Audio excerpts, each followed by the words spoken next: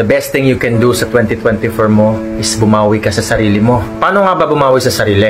Una, kung naging mabait ka this year, baitan mo palalo sa 2024. Pero you have to set your boundaries. You have to have your limitations para hindi ka na maabuso.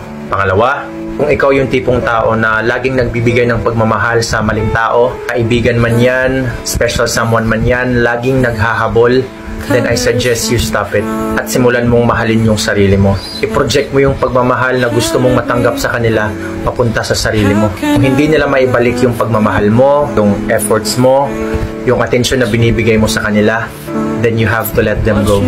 Pangatlo, stop pleasing others. Dahil kahit anong gawin mo, mabuti man yan, masama man yan, tumulong ka man sa kanila o hindi, meron yan silang masasabi sa'yo. And lastly, magpayaman ka. Kung hindi mo matagpuan yung pagmamahal na hinahanap mo, magpayaman ka para mabili mo lahat ng gusto mo, makain mo lahat ng gusto mo, magawa mo lahat ng gusto mo. Tandaan mo, walang namamatay sa pagiging single. Pero ang daming namamatay sa pagkakaroon ng maling partner.